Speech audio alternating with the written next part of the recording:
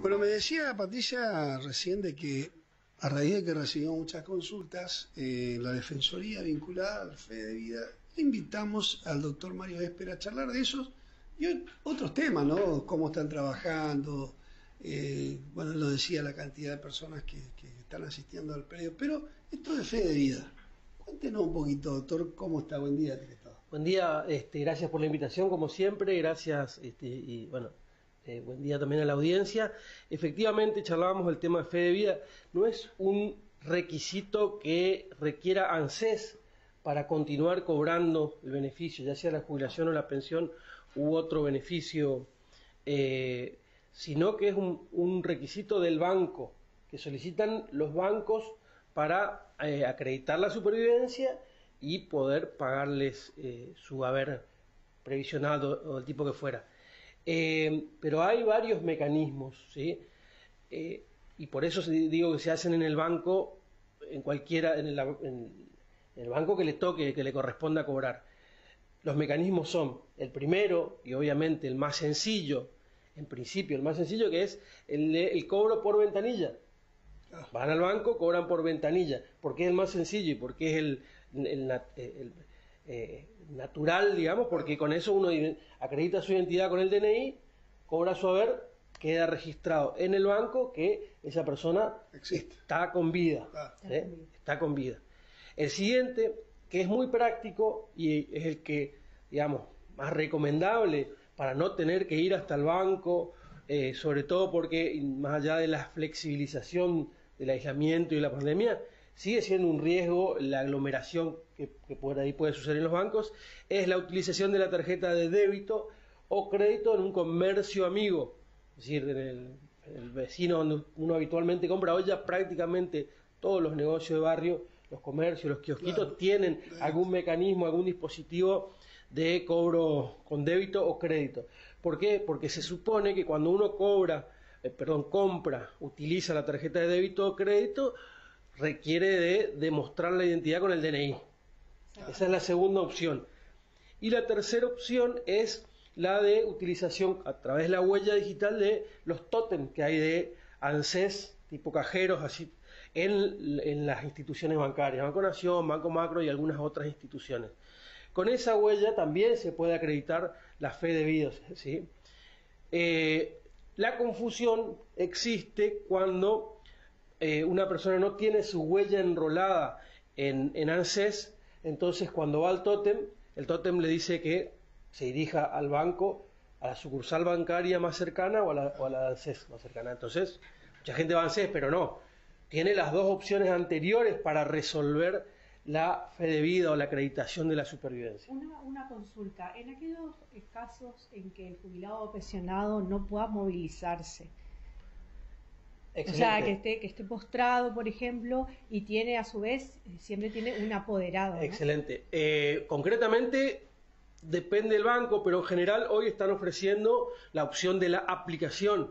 El Banco Nación, el BNA+, es sencillo. Incluso aquel que no es titular puede acreditar la fe de vida de otras personas a través de esa aplicación. Entramos en el BNA+, tiene dos opciones, tu billetera y la otra es de tu banco. Dentro de la pestaña de tu banco hay un montón de opciones, una de ellas es fe de vida. Ingresa a fe de vida y te pregunta si es para acreditar la fe de vida de uno mismo o fe de vida de otra persona. Lo puede hacer. En general los bancos están manejándose con ese aplicativo también para fe de vida, para estos casos, ¿sí? Es comprensible que el lenguaje digital todavía no es de algún modo asequible para todos nuestros adultos mayores o personas con discapacidad, pero hay mecanismos, ¿sí?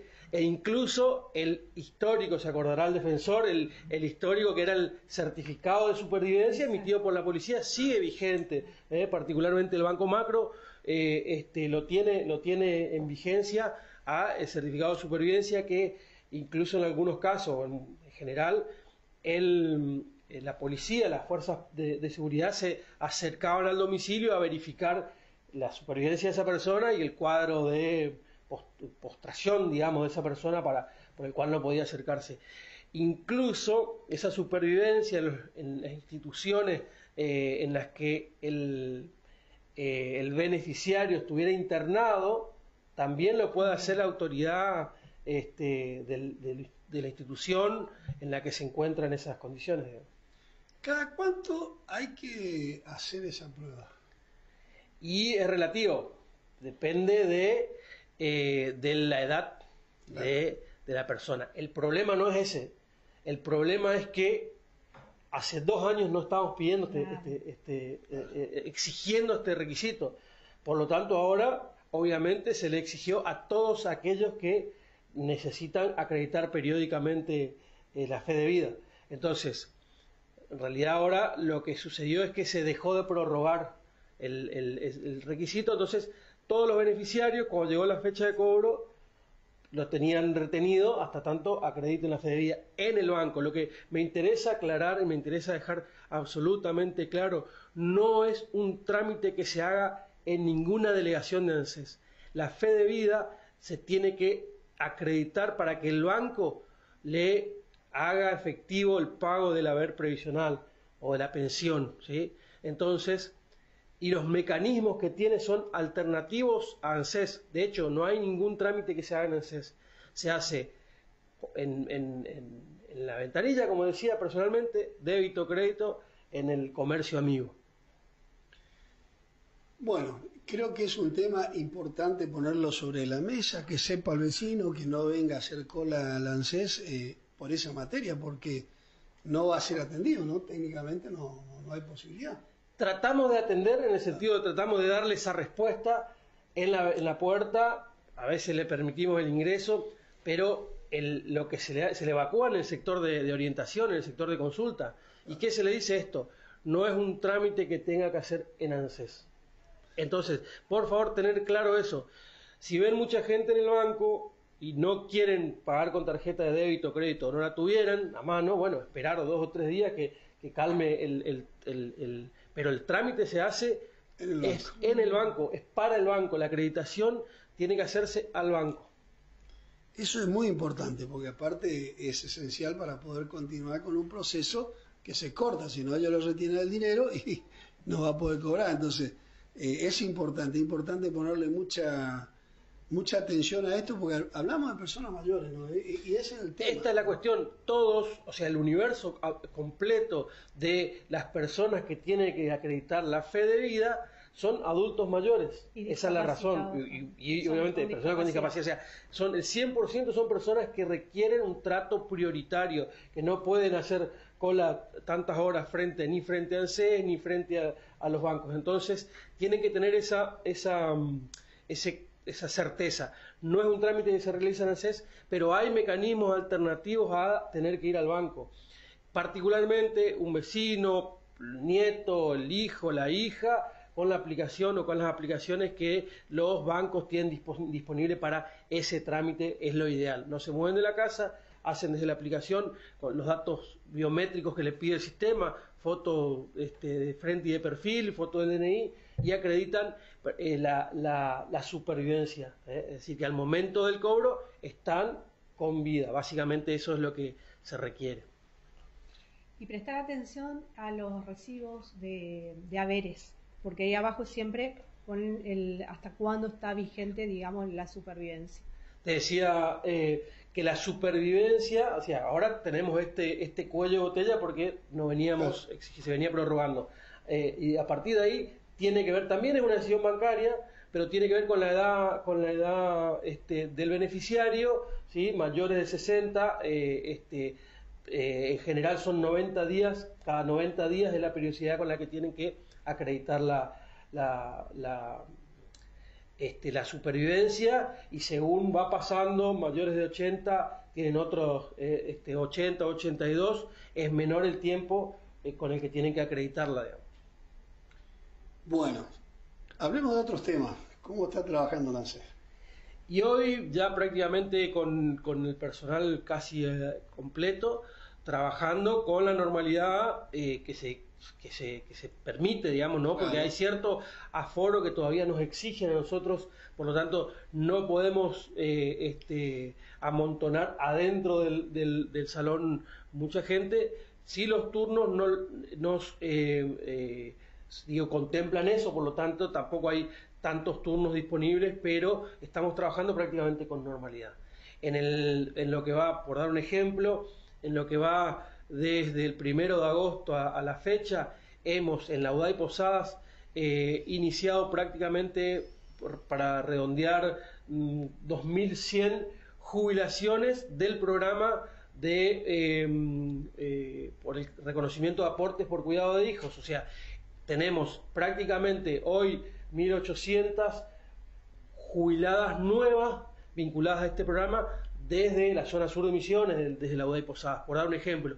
Por lo tanto, eso demuestra una gran capacidad operativa, porque además fue la línea de la dirección ejecutiva tratar de ir a encontrar a estas madres que con 60 años cumplidos le faltaban unos años de aporte para poder ingresar a la jubilación. Asimismo, todo lo que tiene que ver con las pensiones derivadas y las pensiones por incapacidad. Así que el trabajo que estamos realizando hoy está prácticamente normalizado, salvo aquello que tiene que ver con el aforo, o sea, con la cantidad de gente adentro, y con por ahí los turnos un poco más limitados, pero es, digamos, ya la flexibilización respecto a la pandemia es bastante importante. Excelente. ¿Algún otro tema que nos quiera contar? Bueno, un tema que salió la semana pasada, que fue noticia, que me interesa aclarar, el de la pensión vitalicia para los familiares de personas fallecidas por COVID. Ese es el título, ¿sí? Entonces se acerca mucha gente también a consultarnos esto, y quiero aclarar, porque es importantísimo, y habla, y también de algún modo rescata, es para rescatar, digamos, la administración de la pandemia en la provincia de Misiones. Misiones no tiene ningún beneficiario de esta pensión vitalicia. ¿Por qué? Porque la pensión es para familiares de fallecidos entre marzo y septiembre del 2020. Y en ese tiempo me tomé la semana pasada puntualmente de consultar a las autoridades sanitarias y demás. Hay solamente 3 fallecidos en Misiones por COVID. Ninguno de ellos es esencial, porque además el siguiente requisito es que sean trabajadores esenciales o de la salud, de las fuerzas de seguridad, de las Fuerzas Armadas y alguna otra. Entonces, no hay beneficiarios de la pensión vitalicia que la semana pasada se oficializó. No hay en la provincia de Misiones. Por supuesto que en el resto del país hay, por esa razón se crea el beneficio, pero no hay en la provincia de Misiones. Por lo tanto, no, aquellos que hayan tenido algún familiar fallecido por esta razón, no les caben las generales de la ley, digamos, ¿sí? Porque es en determinado tiempo concreto para determinada actividad esencial concreta. Claro, básicamente lo que está diciendo el doctor, creo que es importante destacar, son características.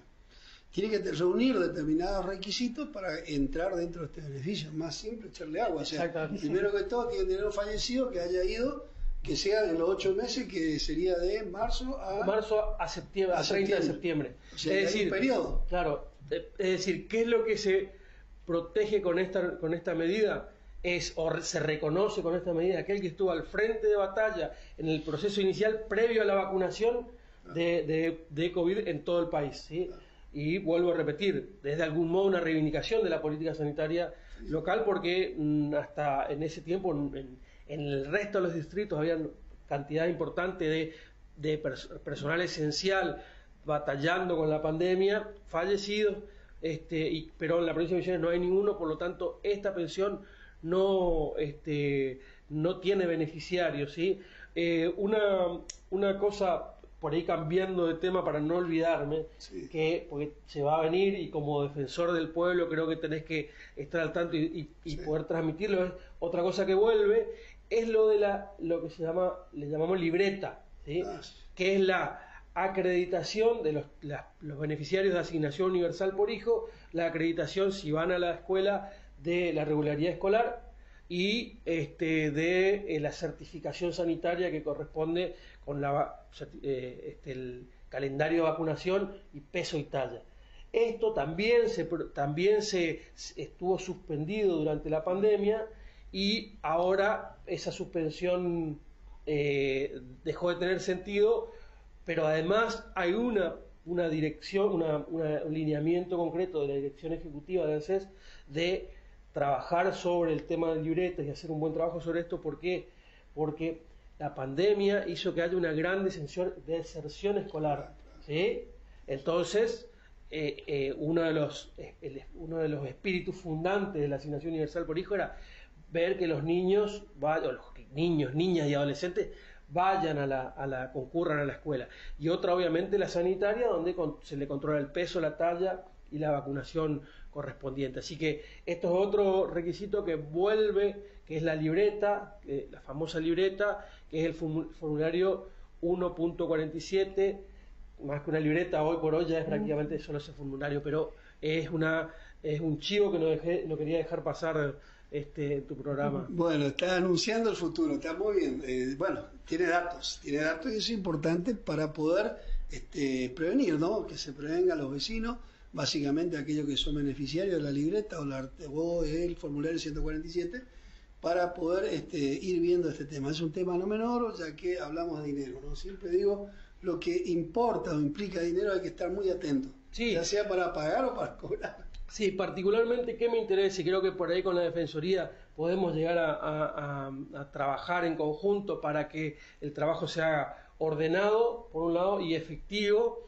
de cómo en todas las, porque a ver, tenemos en todas las escuelas públicas una cantidad enorme de niños, niñas y adolescentes en condiciones o beneficiarias de la asignación. Bueno, a ver cómo hacemos para llegar a todos esos niños sin que tengan que venir en malón, me disculpan la expresión, sí, pero digo, en bandada, en malón, a la oficina, a la UDAI Posadas, porque realmente complica operativamente para, como decíamos, las personas que siempre son prioritarias, adultos mayores, personas con discapacidad, mujeres embarazadas. Entonces, vamos a encontrar un mecanismo, vamos a trabajarlo con la Defensoría, me parecería importantísimo para ver cómo hacemos para descentralizar la entrega y operativizar los mecanismos de entrega de esta libreta. De hecho, hay un convenio anterior que lo volvemos a reflotar, no hay ningún problema, firmado con el ANSES, así que vamos a seguir trabajando. La idea es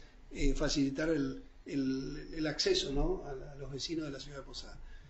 Doctor, muchas gracias por venir, por favor, presente, y seguiremos charlando. Esto recién empieza siempre. Gracias a vos, bueno, a todo tu equipo, siempre estamos en contacto y a disposición para lo que podamos ser útiles desde la gestión y desde ANSES. Bueno, muchísimas gracias.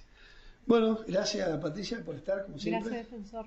Gracias, doctor Quevedo, como siempre. Defensor, muchas gracias. A todo el equipo de la Defensoría, de prensa, a la persona que siempre me ayuda en el armado de estos espacios, que tiene que ver con Andrea Galenga, Sergio, Gonza, Sofía, y bueno, a los trabajadores de la Defensoría del Pueblo. Bueno, como siempre digo, vecina, atrévase a soñar, acérquese a la Defensoría y le hicimos un proceso. Seguramente vamos a encontrar una solución.